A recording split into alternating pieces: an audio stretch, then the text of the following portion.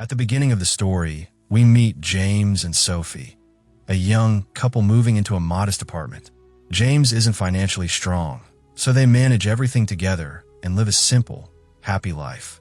James is the only son of a powerful businessman, but instead of living with his father, he chooses to stay with Sophie. Despite having limited means, they deeply love each other and enjoy their everyday moments. But one day, James receives devastating news. His father has passed away. Before dying, he left his entire fortune and business empire to James. Suddenly, their lives change.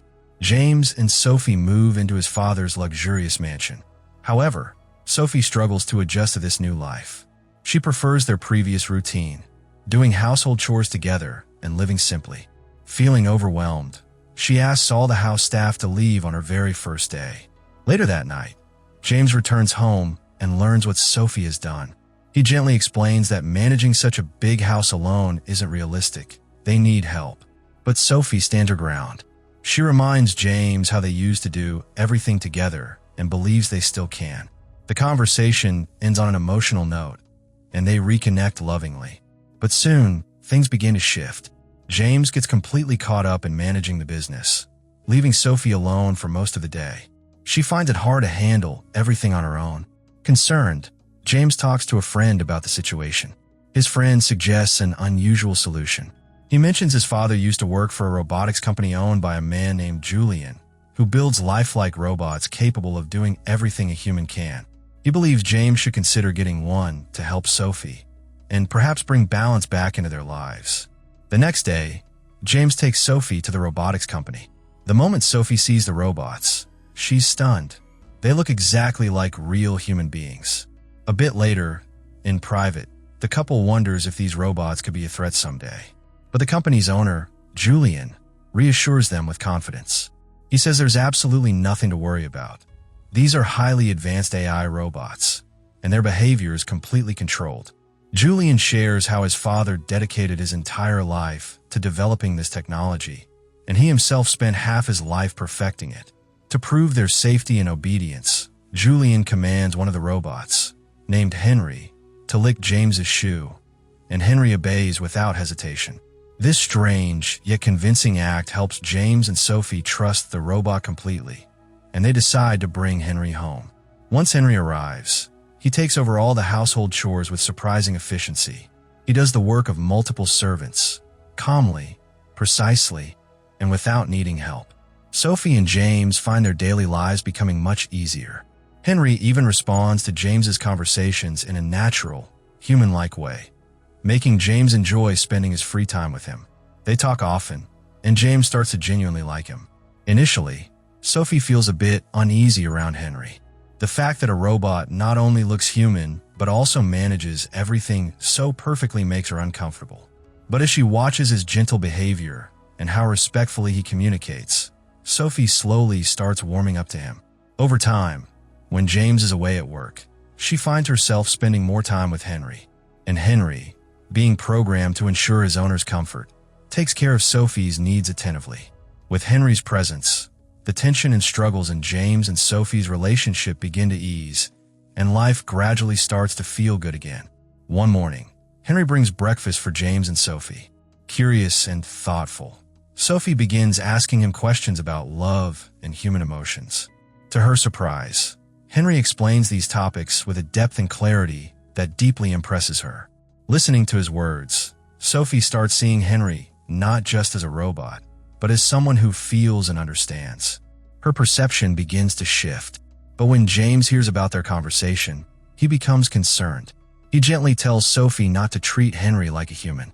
James explains, he reacts based on how we treat him. If you start believing he's human, he might begin believing that too, and that could become a problem someday. Sophie doesn't entirely agree, but the discussion lingers in her mind. That night, while James and Sophie are asleep, Sophie hears a strange noise coming from Henry's room. She walks out to find Henry lying on the grass in the garden. When she approaches him, she notices something shocking. He seems to be dreaming, reacting just like a human would in their sleep. Suddenly, Henry opens his eyes and asks her, "Where am I?" Sophie, startled, asks how he got outside and whether he was dreaming. Henry softly replies, "Yes." Sophie is stunned. How could a robot possibly dream? She gently helps him back inside. The next day, they call Julian to inspect Henry. After checking, Julian says it might be a minor technical glitch, nothing unusual in complex AI systems. But when Sophie tells him about the dreamlike reaction, Julian pauses. He explains that Henry has been with them for a while now, and it's possible that their human-like treatment has started affecting his behavioral systems. Julian says, "I told you these AI robots are extremely advanced. They adapt to how they're treated. If you treat him like a human, he might start to become one. And maybe last night, he was dreaming about you." Hearing Julian's explanation, James becomes upset with Sophie. He blames her, saying, "This is all happening because you keep treating Henry like a real person." The tension rises between them. Later, as James steps out of the bathroom, Henry enters. James casually says, "Shave me." Without hesitation, Henry picks up the razor and begins shaving him. Curious, James asks, "How did you know this was my razor?" Sophie's trimmer was right next to it. Henry calmly replies, "My programming helps me observe quickly and make logical choices. That's just part of what I was built to do." James then reminds Henry, firmly but gently, that he's not human. James says, "You were created to help people. You're a program, nothing more. You're not supposed to have emotions, just follow commands." That night, Sophie walks into the bedroom but speaks very little to James. She simply says she's tired and falls asleep. In the stillness of night, a dream begins. In it, Sophie is having a deep conversation with Henry. He says, "I've been thinking about emotions, about love, and every time I do, I see you." Then, softly, she asks Henry to give her a massage. As he begins, the moment grows more intense, until Henry leans in and kisses her. Surprisingly, Sophie doesn't pull away. Instead, she gives in, and the two begin to grow intimate. But just then, Sophie wakes up. Gasping slightly, she realizes it was just a dream. James stirs and asks, "Were you dreaming?" Sophie pauses, then quietly replies, "Yes, I was," but chooses not to tell him what the dream was about. Some time later, just as James is about to leave for work, he sees Sophie and Henry by the pool, laughing and talking. A wave of jealousy washes over him. Feeling unsettled, he rushes to Julian and vents, "Henry is driving a wedge between me and my wife, and now he's showing emotions."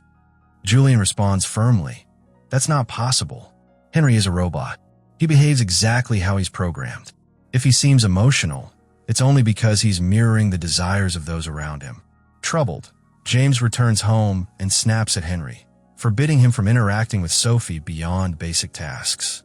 Henry, abiding by command, informs Sophie, who reacts with anger.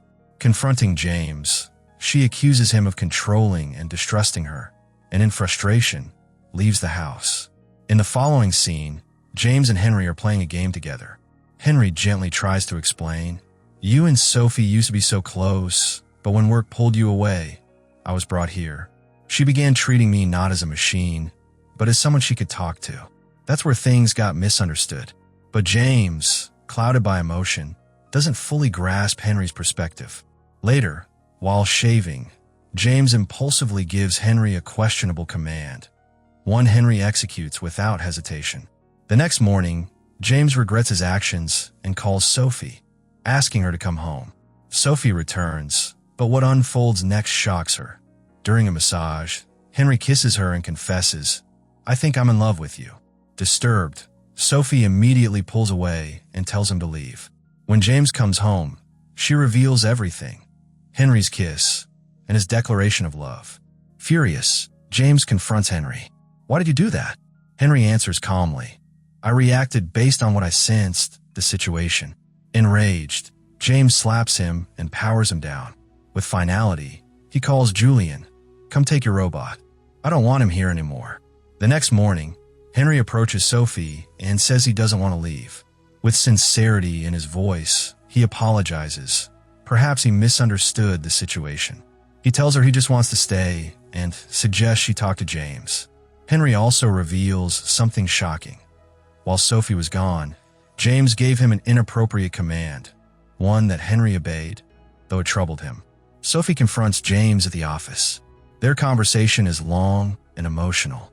Eventually, both realize their mistake. In different ways, both have been drawn to Henry, treating him less like a machine and more like someone real. It was unfair to Henry and to each other. They decide to make things right. They'll send Henry back and return to their life as it was. But when they get home, Henry is nowhere to be seen, until they find him standing quietly outside, alone. They ask, "Why are you here? Where's Julian? We told him to take you back." Henry reveals the truth. Julian came, but ran away once he realized Henry had uncovered his dark secret. Julian, obsessed with creating machines better than humans, had begun using real people for his experiments, erasing their memories, stripping away their emotions, and turning them into programmable beings. Henry wasn't a machine. He was one of those humans. But when Sophie touched his life, his buried emotions began to return. James and Sophie are horrified. They report Julian to the police, who raid his lab. But when they arrive, Julian violently attacks, killing the officers and turning on Sophie and James. Before he can harm them, Henry intervenes, fighting Julian with fury and heartbreak, ultimately ending him. Wounded and knowing the truth of his existence, Henry stabs himself and, with his final breath, apologizes for the pain he caused. Sophie and James hold him as he dies, grief-stricken, realizing that Henry's emotions were real. He had been human all along. Years later, we see Sophie and James with their young son.